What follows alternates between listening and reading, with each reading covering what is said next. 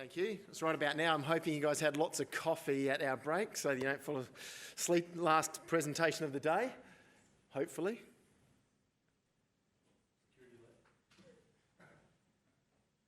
Whew, that's good. Starting to sweat a little. Okay, so we've got the tile stuff out of the way. So, yep, I live in Paringa, which is just over the border as the Murray flows across the Victoria-South Australia border. That's Headings Cliffs, which is next door to us, and it cuts a swath through our area. Without that lifeblood, there wouldn't be terribly much where we are. We have a family farm. We grow citrus, almonds, wine grapes and stone fruit, dabble a little bit in wine, do a bit of export citrus and packing, and a little bit of contract harvesting just so we don't have any rest days. You might ask why I called this my water addiction, because basically with water, you know, our vineyards and plants look like that. Without water, that's what we get. We've got nominally 250 millimetres of rain a year. As you know, it's been pretty dry, and without our access to that, our semi-arid climate would not support the high-value horticultural crops that we grow. So who are Southern Basin irrigation farmers? What we do is we irrigate largely in our region with drip irrigation, all pressure pipes, so we're not in open channels. There's still some sprinklers about, but in our region especially, there's no flood irrigation. As you move east in the basin, obviously there's still some flood there, and there's other crops like cotton and the like still, but in our area, only that. We tend to be nut crops. You hear about almonds, but pistachios, things like that. Obviously citrus, the range of citrus, vines, stone fruit, high-value crops, permanent plantings. The usage is generally somewhere between 5 and 15 megalitres per hectare, to just put things in perspective. Obviously that depends on the crop and the season, but we need to be very careful. And we hear a lot of government talk and a lot of people go, oh, it's used 15 megs per hectare, and you might hear that levelled at things like almonds every now and again. But that number's not important. The number that's actually important is what you returned per megalitre used, because that's the key factor in responsible use of our natural asset. So the production we can produce with the best of them around the world, and so I believe our area is vitally important if we're trying to reach that $100 billion target, because we've got a high value product that can return a lot of money per megalitre if managed well. So 3 A's. My belief, there's 3 things that really affect us in the waterfront: availability, affordability and accessibility. So we'll talk about those, and then we'll have a quick look at what I think the opportunity is. So availability. Every year, as irrigators, we've got a whole range of questions we need to ask. And the bucket are the dams. What's there? What have we got? And so the sort of questions we're looking at are in the environment, what's going to be in the environment, the cities and towns, carryover, running of the river, conveyance water and irrigation. So these are all things that we have to allow some allocation for. And not all of them are given. Carryover, for example, can be a tool that irrigators can carry water from one year to another, but there's no guarantee you're going to get it. And South Australia's a case last year that anyone that had carryover lost that carryover because allocations reached a certain level. So there's a fair bit of complexity around what you're going to end up with. And so then you're going to ask themselves, when at what rate will I be allocated? So at the start of the water year, July, they might be allocated 5% from their entitlement of 100%. So they've got to start to have some sort of idea, think about the weather, think about the requirement. They have to have some sort of idea what's going to go on in the temporary market, how much temporary water there will be for trade, because there might not be a lot for trade at that time. How much it will cost, and what factors will drive the cost during the year. And they could be environmental factors, they can certainly be return factors for the crop that you've got. They might be also regulatory factors with regard to you've got to balance your account at certain times of year. So there's a whole range of factors that can affect that. And then how much water do they actually need? So they're looking forward to that year, their potential water usage. What do they think they're going to get? Now, the only reason I sort of put that splurge of information there is that's the sort of stuff that's got to be churning around in an irrigator's head at the start. Not how do I best produce this crop, it's how do I get this sort of stuff in line so that I can actually take the next step. And that brings me to affordability. So even if it's available, can the food producer actually afford it? So there's lots of these charts around. This one came from Waterfront. They do an annual report. But if we look over there from 2015 to January 2020, we can see with the histogram the change in water availability at certain times of the year and months. But one of the things that has affected us in more recent times. As you can see, even for a similar amount of water at certain stages of the year, we can see some serious differences in price.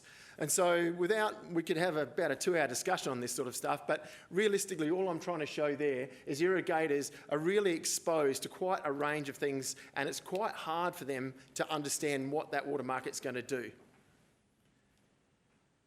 So that's affordability. And when we talk about affordability, you've got to talk about perspective. You've got to understand what's affordable. If you make $10 million a year, if you spend $100,000 on a car, it's pretty affordable. If you make 50 grand a year, $100,000 on a car is not. So you've got to have some sort of perspective.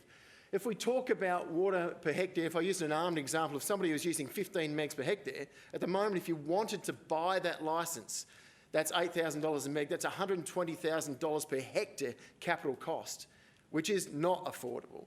And that's just basic prices right now. They obviously change a lot. And if you decide, no, I'm just going to lease that water on the temporary market, and this year a lot of water was sold at $800 a meg, that's $12,000 per hectare cost.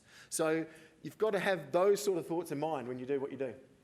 Across the basin, there's obviously a lot of different products. We can trade and we can look at low security products, high security products, and their pricing is based largely on their availability and the likelihood that they could be delivered.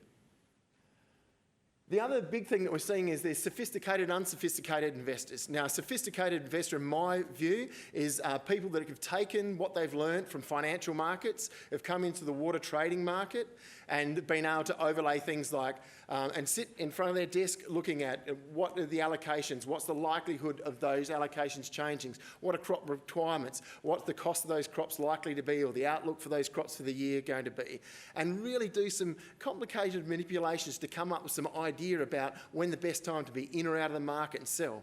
Then we've got an unsophisticated investor, and most farmers fall in that category. They might be very sophisticated food producers, but they don't spend all day, every day looking at it. They probably should, but they don't. And so what that means is that they're probably at a distinct disadvantage in general terms, not all of them, when it comes to making decisions about buying and selling and what sort of products they should have.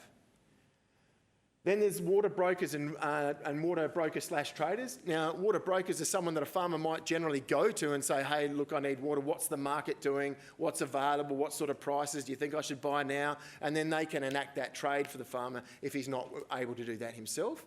Versus a water broker trader is somebody who also trades on their own behalf. And I think that should be banned, because to me, that's akin to insider trading. You've got somebody that's got all the information and in fact can trade against their very own customers. And that's one of the problems with our market at the moment. And all of these things have an effect on market. One of the concerns around irrigators too is speculative churn in our market. So you've got a supply and demand. If you've got a product you need and you're growing product for consumption, there's a supply demand, and that relates to the end market you're selling it to. That is quite different to a speculator looking at that market and buying and selling. And you go, why might they do that? So this graph shows early on, July 18, there was 114,000 megalitres of water available. Red line, average price of $2.24 per meg. If you had 25 mil in your pocket, you could have bought that. If you held that for 4 months, that turned into 38 mil, and it's a roughly 50% gain in 4 months. And so you go, what's the attraction to be a speculator in the market? That's the attraction. And $25 million is not a lot of money in a water market. So what a lot of people's concern is potential manipulation of markets. Now, I'm not saying there's no risk if you're a speculator in doing that. I'm just trying to illustrate the fact that you can do that.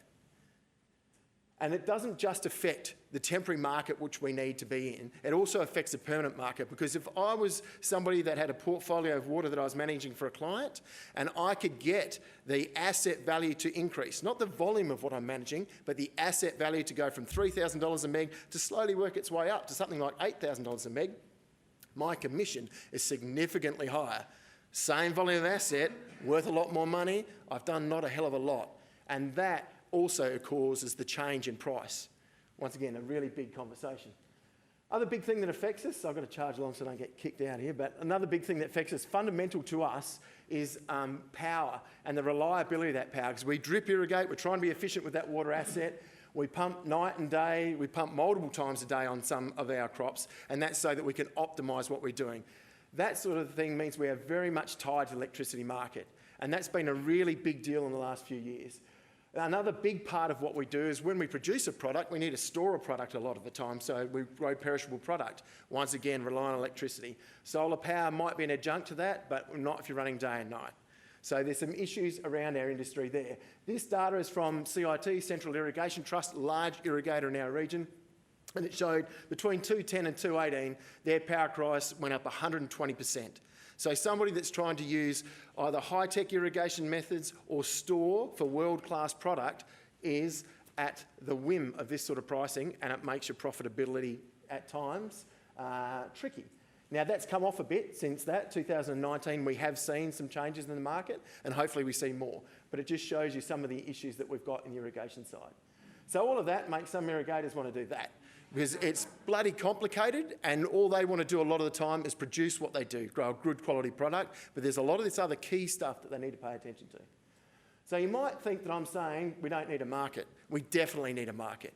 We had a millennium drought. Without that market, we would have been dead, because at the times we had an official allocation of 18%, it was subsidised up to 32% at one stage, but as a private diverter, I use 95 to 100% of my water. So there's a bloody big gap there. So without that market, we would have been in big trouble. So we definitely need a market. It helps with the ebbs and flows of your normal annual requirements, so that's kind of handy. But also you've got to think about it helps affect the farm viability of people in other places. So during the millennium drought, there might have been somebody that had an allocation in New South Wales that might have been a cotton or rice grower. Their allocation might be nowhere near enough to do what they need to do, and so they don't put in a crop. But having a market enables them to return some money to their farm, put their water into a viable market, which keeps another live asset going. So there's definite need for that. But my view is it should be for production and not just for speculative profiteering. Great line to say, what do you do about it? It's a pretty tricky thing and there's a lot of people thinking about that. Some thoughts on that is we need to license brokers, the people that are pivotal to the trade in that system. Another thought about that is I don't believe there should be broker traders. Like I said before, I think it's akin to insider trading. And also, I think we should have a national water ownership register. And you might ask, who cares who owns what? And this is not about security of our nation's water here, there, everywhere. This is about if I know in a catchment that there's a large company that's really a speculator investment company in that catchment, I know they're not going to be using that water to grow a product. And so I know if they own 10% of a catchment, it's likely 10% of that will be tradable. So it's market information. It gives me the opportunity to partake in the market on a more level playing field.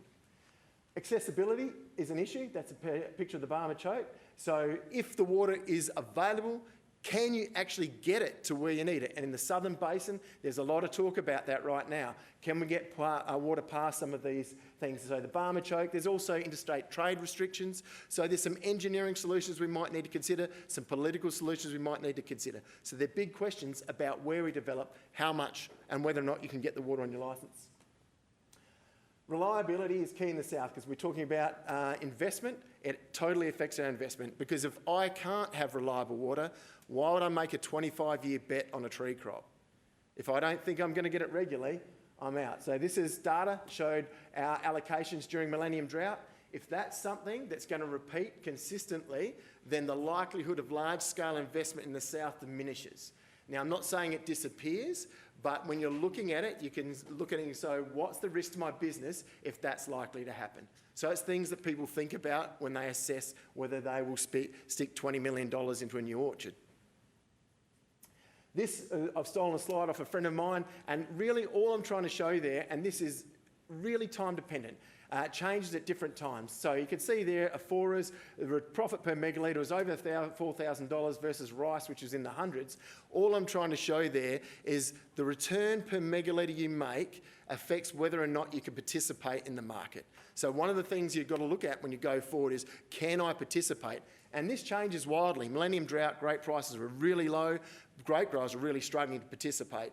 Grape prices have come up a bit. They're more able to participate now. So that's a snapshot. It's not something that you would invest on. So you might ask, why bother? Why do we do what we do?